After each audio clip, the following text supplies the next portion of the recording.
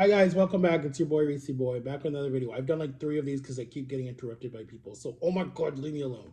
Um, so this is called oats, guys. It's something for me to lose weight. I'm gonna try it out, and then I have 14 days, and then I start my shot in March, and I'm gonna try to lose weight, guys, because I'm gonna get my body snatched back again because I have stuff to do, guys. And then my cousin, not my cousin, one of my friends that I've known for a while, they said, "Yo, we're like, do you want to go on on a trip with us?" I was like, "Where are we going?" They're like, "It's just a surprise." I'm like, "Nah, because you might be trying to kidnap me." Then he's like, "Dude, stop being like that." So he's like, "Nah, we're really just gonna go to um, Tennessee. So if you want to come to Tennessee," I was like, "My sister lives in Tennessee, but I'm not that close with her." So I'm like, "Yeah, I'll go." So I might be leaving in 2 weeks. I'm not sure, dude, and I might be gone if it happens, honestly, if it happens, and I don't think it's really gonna happen because he's the spirit of the moment type of person. But if it happens, I feel like I'd probably be gone until August of this year because his job is he takes his job is that he is a realtor, right? So he's got to go to all these different homes that his family owns. They have their own company. Um, we've known each other since I moved to Florida. We lost contact with each other for a while because I thought he was still in the army, but he got out and then he's working for his dad's company. So he was like, "Yo, like we just like literally just." It was funny how we found each other again. It was really funny because I went to the store with Jama and I was like, I know that person. Like he was in line buying some like protein or whatever he was buying, some stuff like that. And I was like, I know that person. I kept saying it in my head, but I couldn't put a name with the face. So, anyways, I'm standing there, I'm talking to John. He turns around, he goes, "Matt?" I was like, "What's up?" And then he's like, "It's me." Da, da, da, da. And I'm just like, in my head, I'm still like, dude, I don't know who the. I'm like, in my head, I'm like, I don't know who this is. And then he was just like, dude, it's me. And I was like, oh. And then anyways, I haven't seen him for like the last. I want to say like it's been almost 10 years. I haven't seen him. No, not 10. It's been since 2000 and when did I leave the youth group? It has to be 2008. The last time I saw him. It's been a long time. We usually go to church together. Everything. Um, but shout out to you, dude. Um, his name is Aaron. Shout out to Aaron. Um, Aaron was it was okay. I'm gonna tell you guys the backstory about Aaron and me, how we became friends. So, anyways, we both started a youth group in 2005, right? Because I moved here in 2005. He moved back from New York to here, right? Because his family was from New York. So we both went to the church at the same time, and then his dad, long hippie here, right? He played the guitar for the band, right? Electric guitar for the band for the church. And then his mom, so it would have been Aaron's stepmom, her little baby that they just had was always with her. They would always sit in the row in front of us, right? So one Sunday, at my church, they make you go around, greet people that are new Sunday morning before the pastor comes up and talks, right? So I met her and I met the husband. So the husband and him, they just were so cool. Like I would see them every Sunday, whatever. And then me and Aaron would like sit by each other. We just became friends like really fast. And then our youth pastor came and was talking, and he told us about Epic, their youth group that was in the church next door. So we went. Me and Aaron went our first day. Me, Aaron, and my brother, and my dad took us all. And then we were like, it seems kind of cool, but being the new kid, you're kind of nervous or whatever. But anyways, I told Aaron's dad, I was like, I'm gonna know everybody in this church. Just give me a few months, and I did. I literally was at that church every single day. Everybody knew who I was, right? My nickname was Biggie. Everybody knew who I was. And then when Aaron came, he would come and go, because it just was not up his speed. He was more into just like music, like 100% music. He wanted his own band, all this different stuff, right? Follow after his dad's footsteps. So he would pop in like, I don't know, every 4 or 5 months he would pop in just to come connect or whatever, because he would just be always in his room. But me and him would hang out like all the time. We always hanged out. Because they didn't live too far from me. But he just didn't come to church a lot. Until your youth group. He didn't come to youth group. So when we moved into this house, My parents pulled away from that church and they went to the church that's closer to the house because my mom's like, yo, you should be close to believers and blah, blah, blah, blah, blah. I was still connected to that church. My heart was still at that church. And then when I went to the new school, we didn't go to the same school anymore, but we still saw each other. So then when he got his license, before I did, on the weekends, he would come get me because, we have school all week. And on the weekends, we would literally go to church or we'd go out to eat or we'd go hang out. We'd go watch a football game. So when his school was playing my school, because I went to Timber Creek High School, he was still at University High School. When they were playing my school, we went to the game and we cheered on both schools because we were like, why not, right? His girlfriend was on the cheer squad. My girlfriend was on my cheer squad for my school. So we just all went as a group. And then our sophomore year homecoming, we went to together, all of us. I need to find those pictures.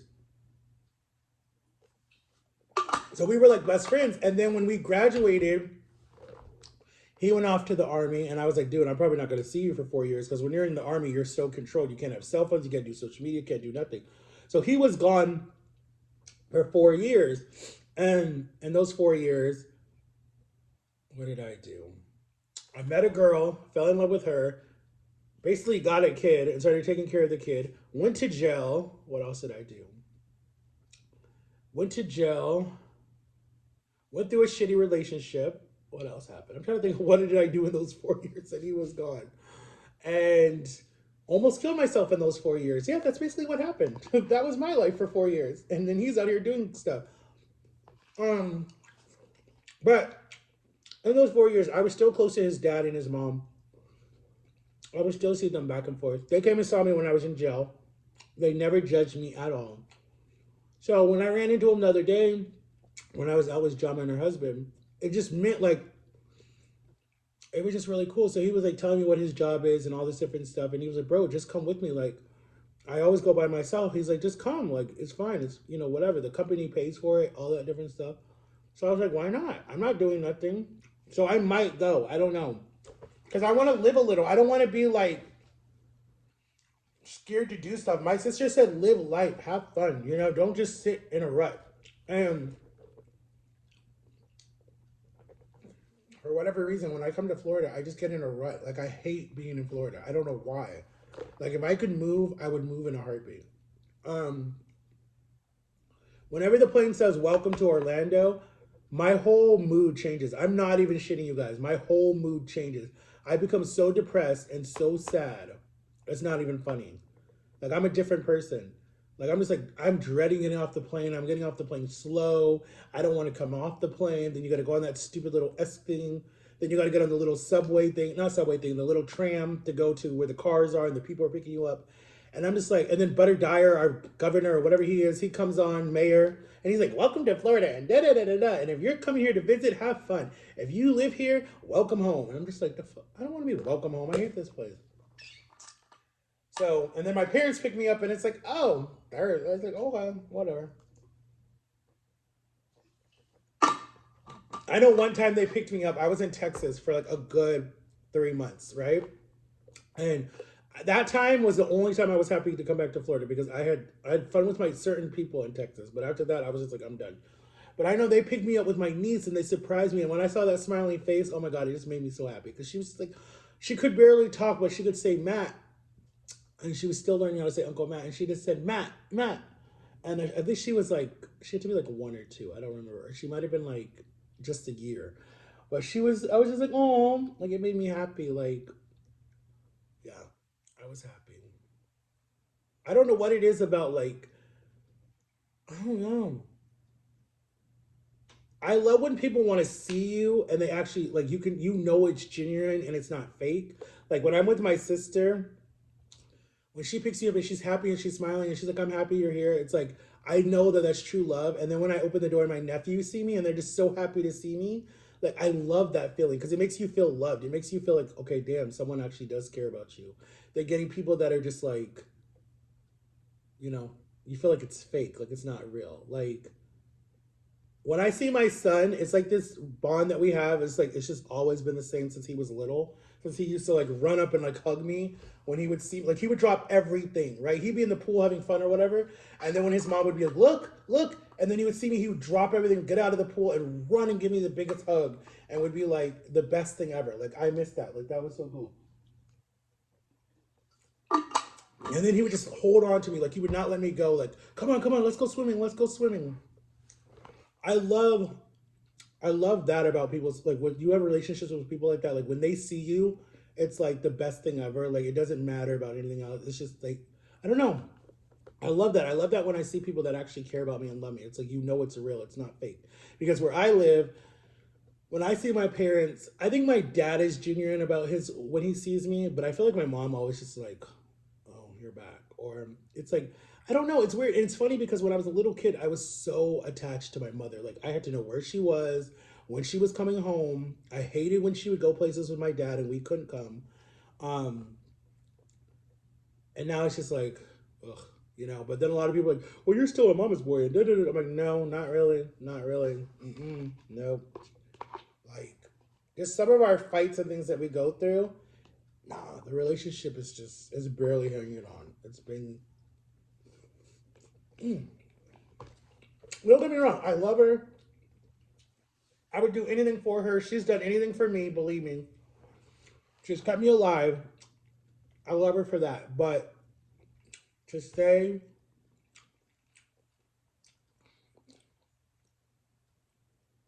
that I've been like respected and loved, mm, there might have just been a lot of damage in our relationship because in her eyes, I'm her little special baby that no one's ever gonna take away, and blah blah blah blah blah blah blah. Right? But to me, it's like the opposite. It's like I'm not a special little baby, and I'm not this, and I'm not that, and you know, I just want your love. I want you to love and respect me and take care of me. Like that's what I want. I don't need you to treat me like I'm 4 or 5 years old. You know, treat me like everyone else does. Like, okay, yeah, I might be a little slow, but I'm gonna get it. You know, or like my ex. I love my ex for this. Right? She knew that I have issues. She never once judged me. She just would do it for me or help me out with it. Like, she did not care. Like, she was just so sweet about it. So I don't know. I don't know. It's just frustrating to have people just judge you for no reason and not say nothing to you and just be like completely rude about it. It's just frustrating because I,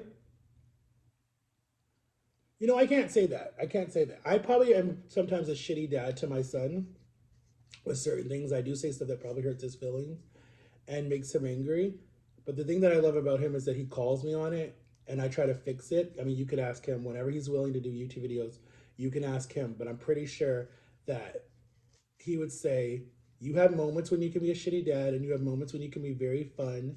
And I mean, I ask him sometimes, I'm like, am I a cool dad or am I very strict or rude? And he's like, no, you're a cool dad. You can have fun. Like, I can joke around with you and stuff and feel safe. And I'm like, but I know there's things that I need to work on. Like 100%, I know there's things I need to work on. Just like there's things he needs to work on. But he's 14. He's a kid. He's going to act immature. That's what he keeps telling me when I get mad at him about certain things. He's like, Dad, I'm a kid. This is what I do. And even his nana tells me that. She's like, he's a teenager. That's what they do. They get annoying. They're rude. They talk back.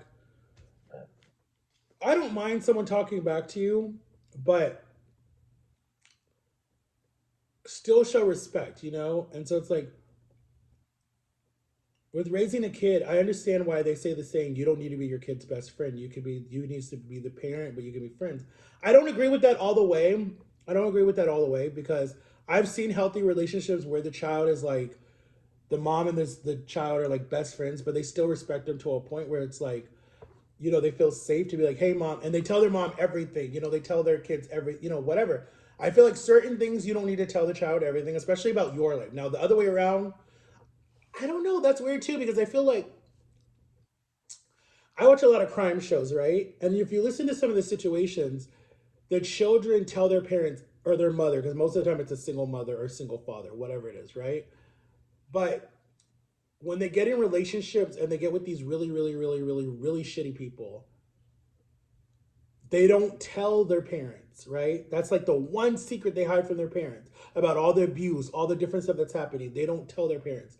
And to me, I'm like, well, dang, we're this close, but you're not going to even tell me that this person's putting their hands on you or they're stealing from you or they're like, no, no.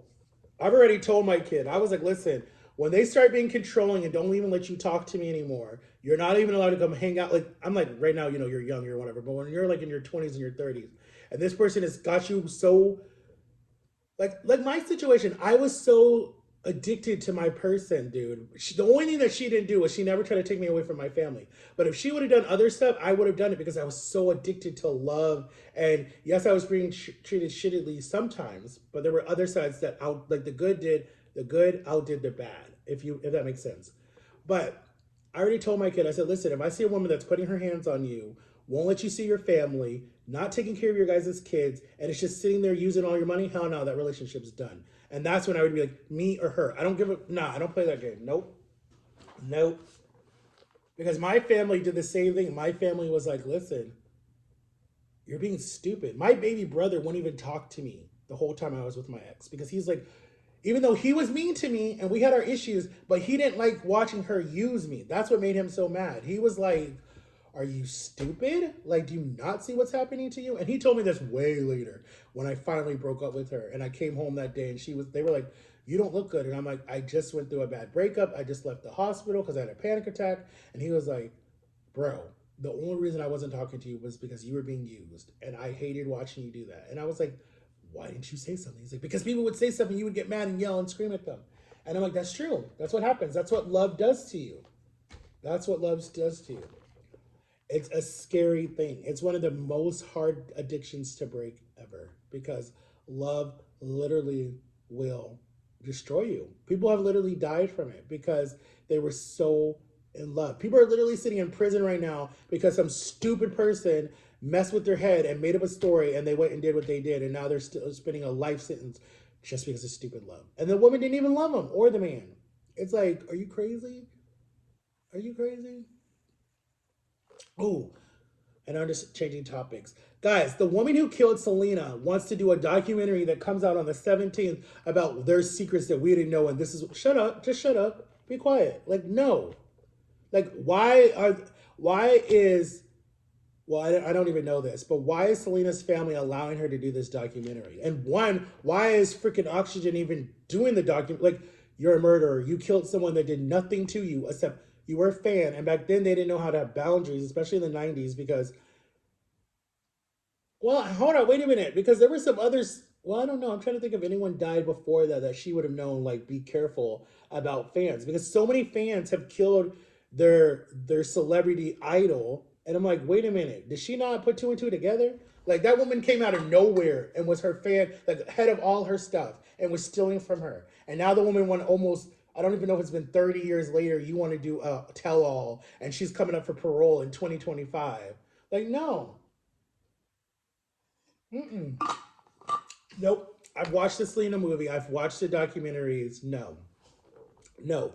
Oxygen should shut that crap down. The family should sue Oxygen to shut that crap down. But I think the only reason why all these people are doing these tell-alls and everything is because of Gypsy Rose, who just got out of prison for that whole thing that she did to her mother, right? And she's just like became a celebrity overnight. Ugh. I hate how the media is. You can do the tiniest little thing and be famous, and then the people that are working hard, not even for fame, just because they love doing it, don't get any notoriety. No one even knows who they are. But you do the tiniest little thing and you're famous overnight. Like, how did she get 1 million followers in 24 hours on TikTok? Like, that's not fair. Like, no wonder why these people go cuckoo and they want to be famous that bad because they get famous that bad. Like, no. No, I don't agree with that. I don't agree with that because you're basically turning someone into a celebrity for something bad that they did. Like, that makes no sense to me. None. None. All these little side, I can't say the word. All these little side women, right?